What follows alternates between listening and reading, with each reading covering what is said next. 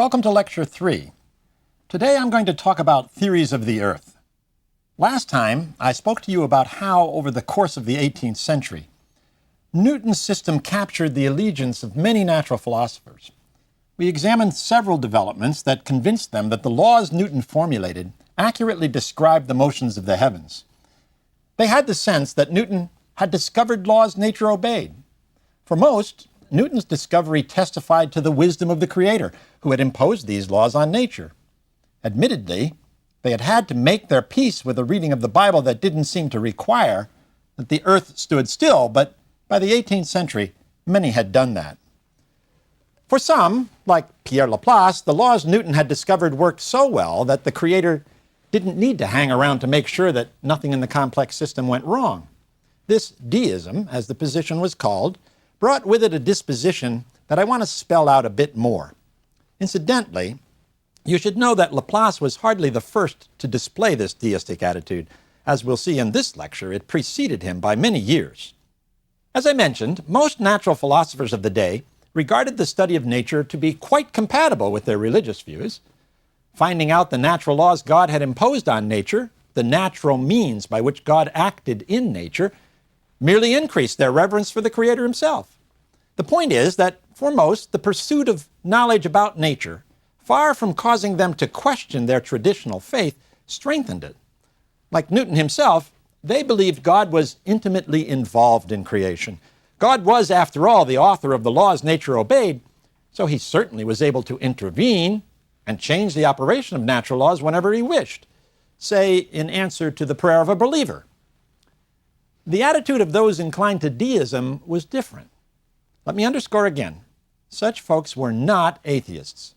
But because they were impressed that natural laws operated without need for a constant divine supervision, God's relationship to nature became something like that of an absentee landlord. I once had a colleague who described God's relationship to nature and deism this way. It was, he said, as if God created the cosmos and the natural laws by which it was to run, and then went out for an eternal cup of coffee. Well, with this kind of attitude about the power of natural law, it was more likely that those who held it would entertain results that would run up against specific tenets of traditional belief. One of the areas where this occurred had to do with the earth. Newton had discovered the laws by which the heavens moved. If you were really impressed by the power of natural law, and if your view of the deity was that God used natural law to make nature work, then God must have used natural processes to make the earth we know. And it was up to us to discover the laws governing that process, just as Newton and Galileo and Kepler had ferreted out laws governing the way the heavens moved.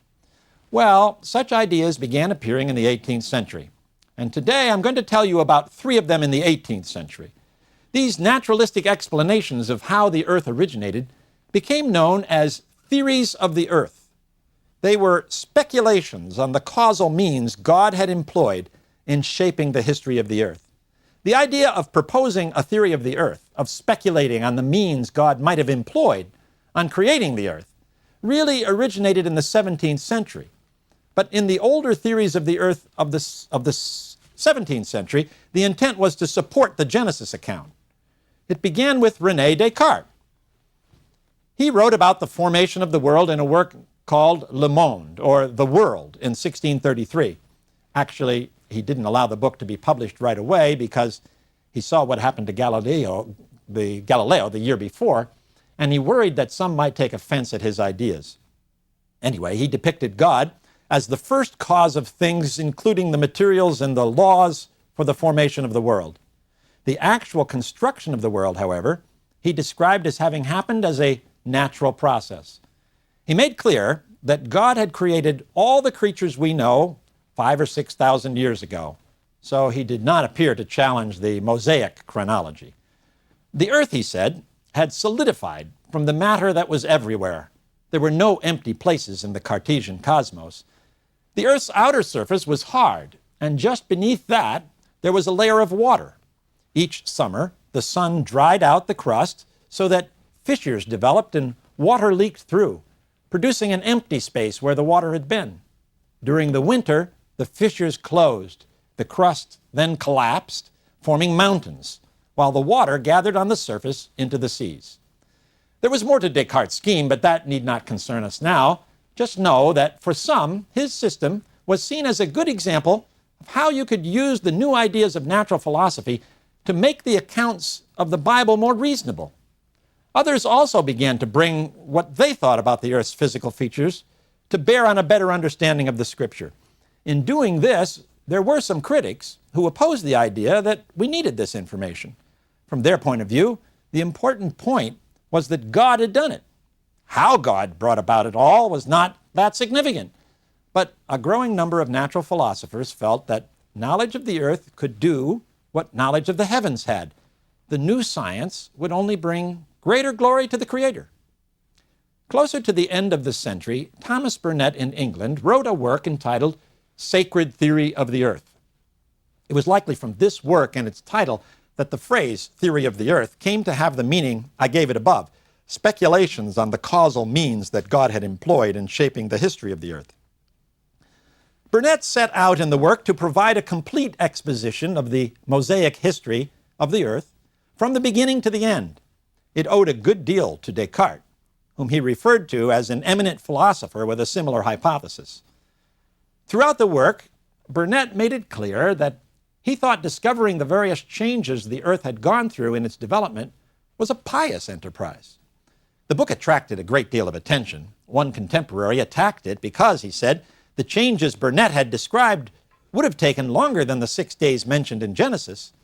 Burnet himself, in a later work, conceded that it was hard to imagine the development he depicted as occurring in 6 days, so he offered that the Mosaic account should be understood allegorically.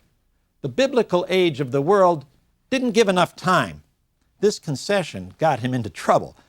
He had been appointed chaplain to the king, who at the time was William III, the one who came over with his wife Mary from Holland to take the English crown in the so-called Glorious Revolution of 1688. The outcry against his interpretation of Genesis resulted in the loss of his theological post. But the fame, or should we say notoriety, of his book brought a great deal of publicity in England to the idea of a theory of the earth. Okay, that's the 17th century. Let's go to the 18th century. In the 18th century, we'll see that natural philosophers became more and more willing to free themselves from the confines of the commonly understood implications of biblical references. They were not content with allusions to God's direct action as a means of creating the earth. But in spelling out the natural means they thought God might have employed, they assumed it would have taken a much longer time than the 6 days referred to in Genesis.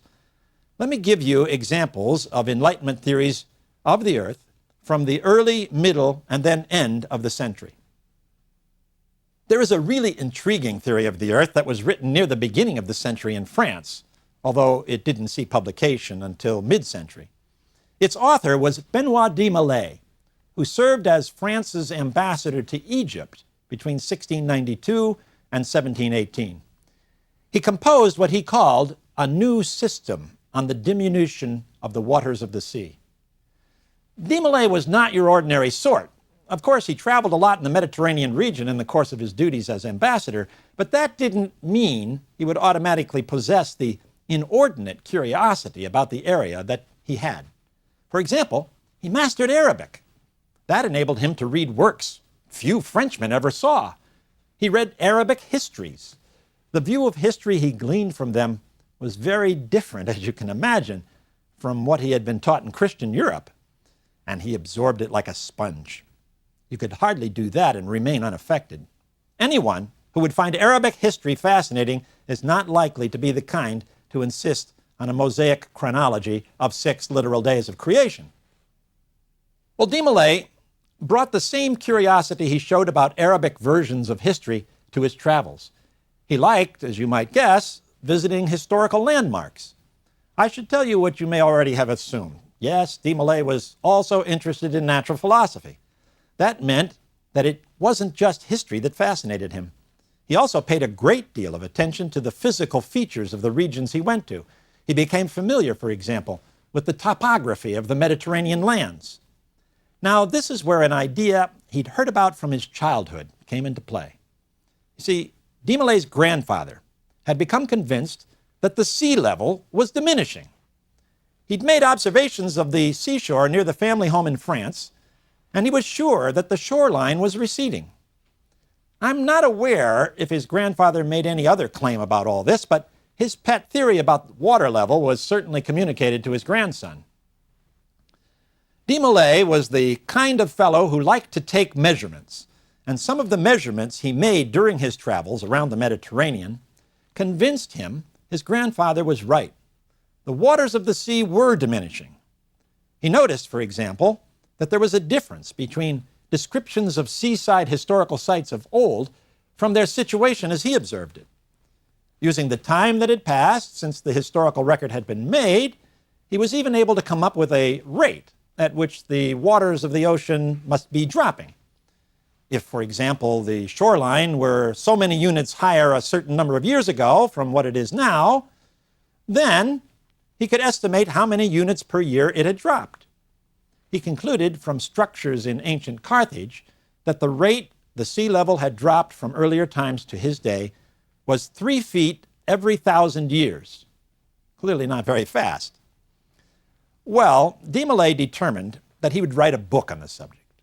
He would write a theory of the earth based on his idea that the waters on the earth had been slowly receding for a long time.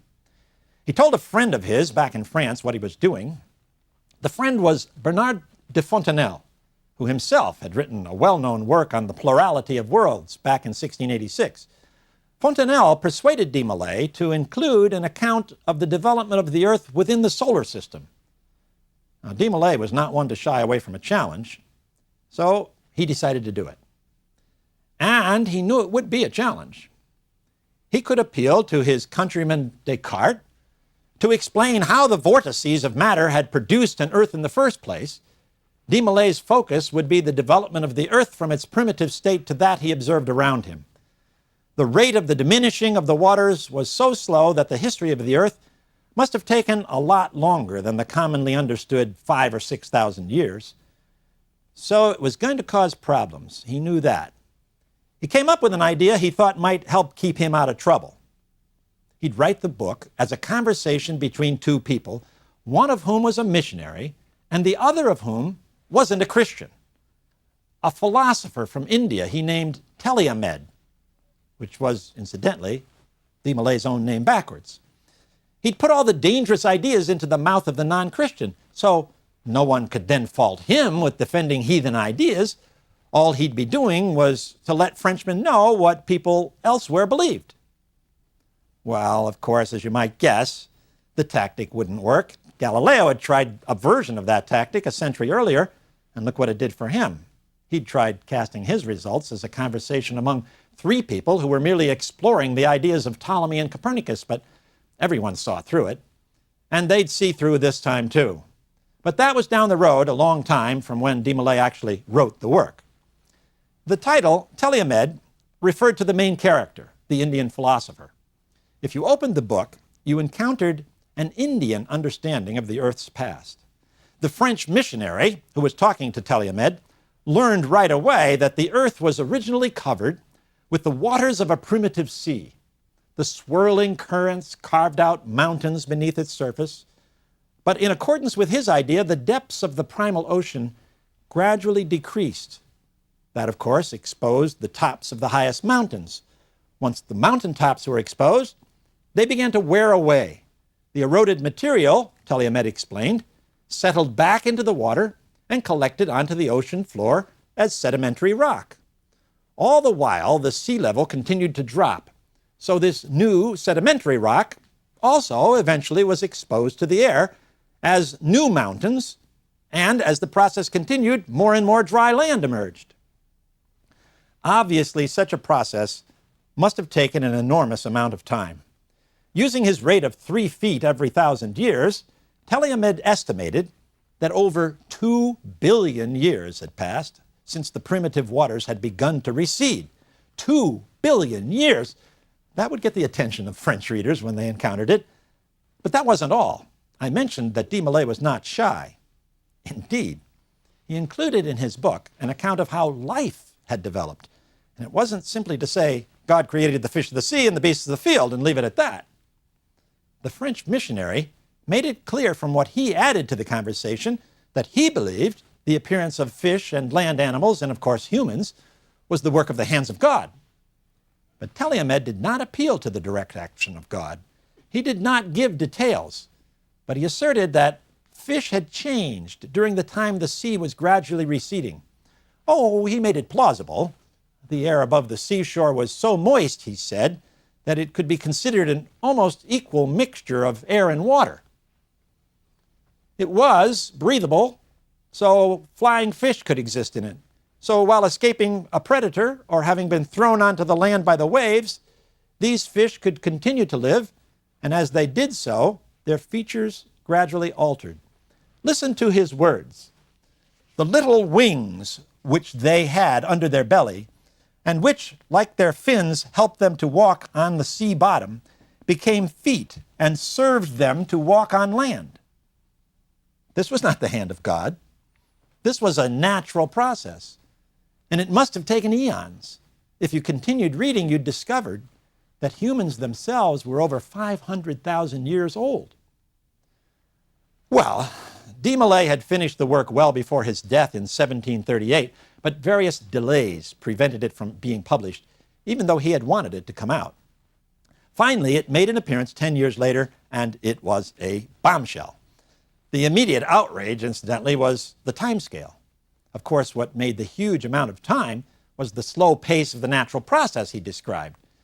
Newton and others might believe that the discovery of natural laws led to greater admiration for the Creator, but apparently this practice of appealing to natural laws could lead into trouble as well, at least in some areas.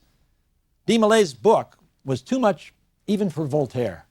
The year after Teleomed appeared, Voltaire wrote that no system could give the least support to what he conceded was a widely prevalent idea, that the earth had changed its face over time. He rejected that de Molay or anyone else had shown that the earth had been covered by an ocean for a long period of time, or that humans now lived where aquatic animals once lived. Of course, de Molay was dead. No one could punish him for his ideas, even if some would have liked to. Our second example of a theory of the earth was created by someone who wasn't dead. His theory came out the year after de Molay's work appeared, and that didn't help him. The atmosphere was already hostile against natural philosophy where the age of the earth was concerned. And because Georges Louis Leclerc was very much alive at mid-century, there was no way he was going to escape censure. Leclerc would survive, and in fact, he would later achieve great fame. In 1773, King Louis XV bestowed on him the title Comte de Buffon, and that's the name by which he is known in the history of science. It's the name I'm going to use here as well. It came from an estate he inherited from his mother when he was 25, but the honor the king bestowed was due to his extensive accomplishments as a natural philosopher.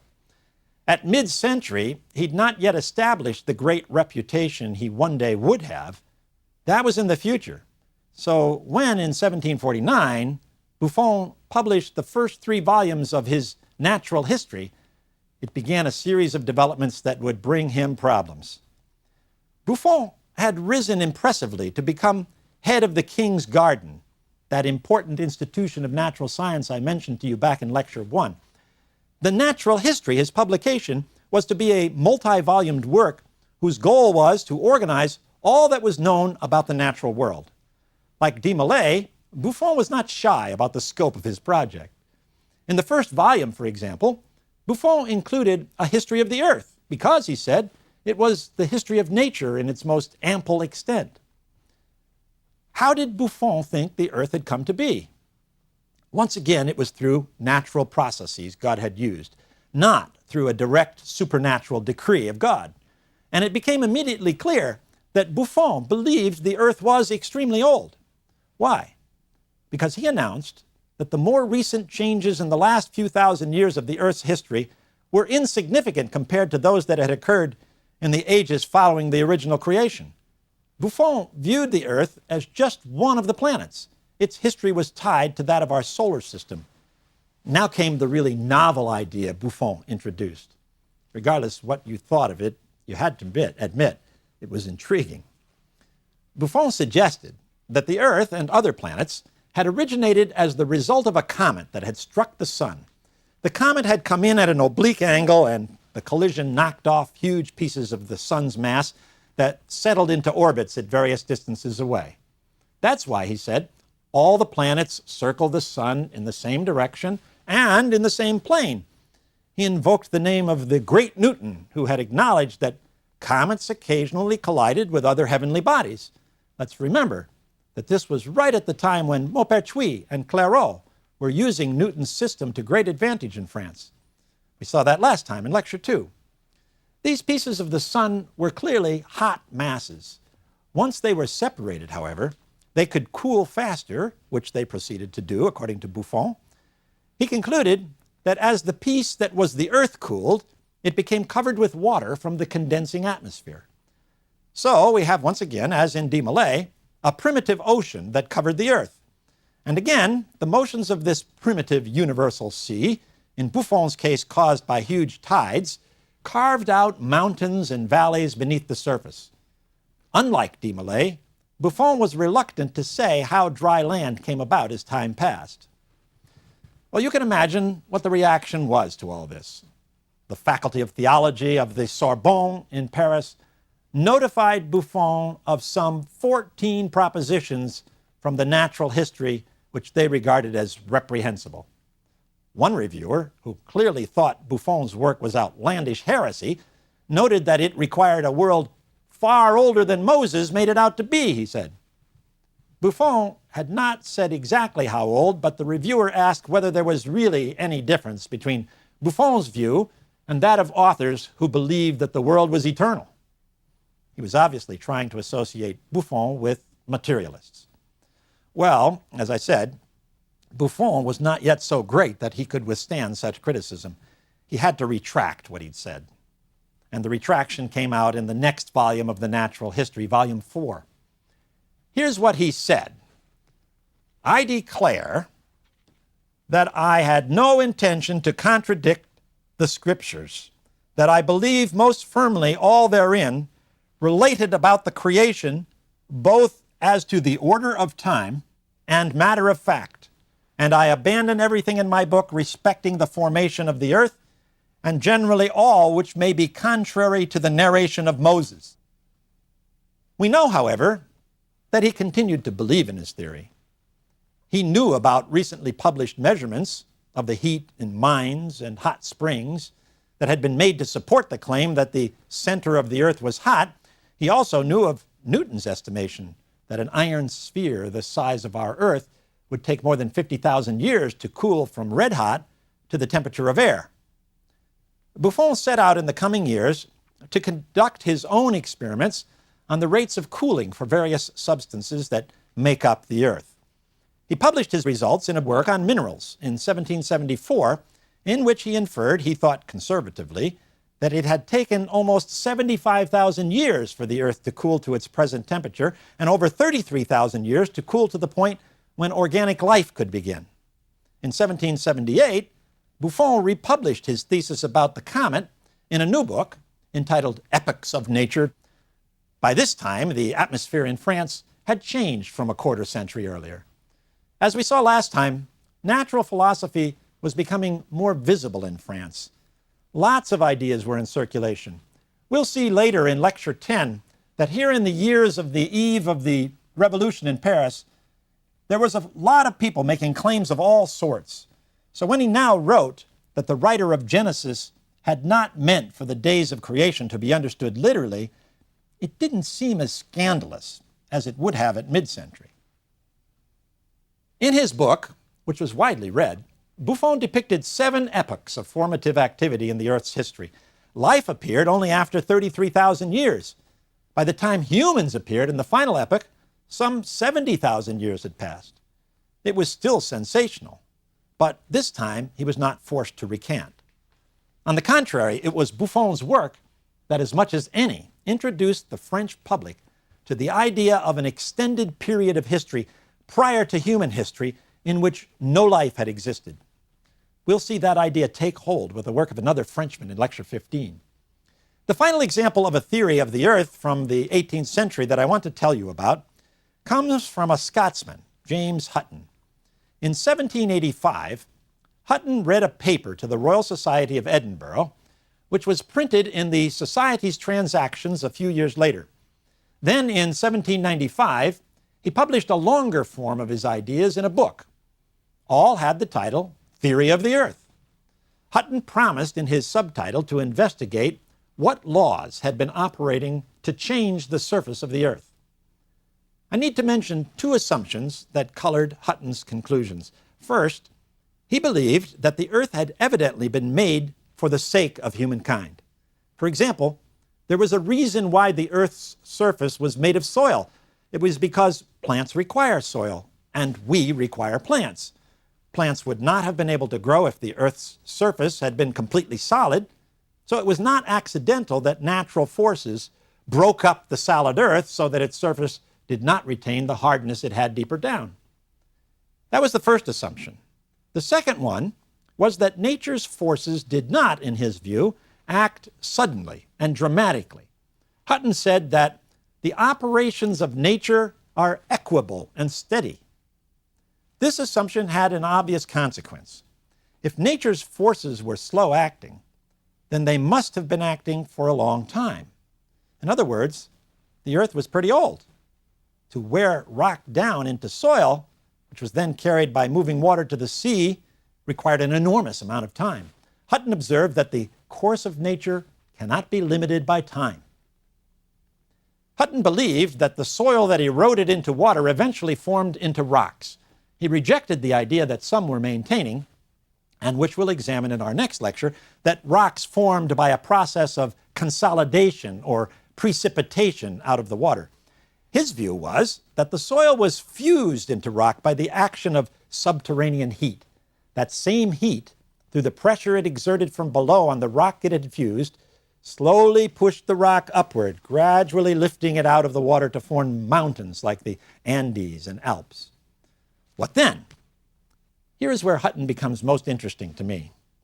Well, the whole process starts over again. The surface of the Earth familiar to us was just the latest.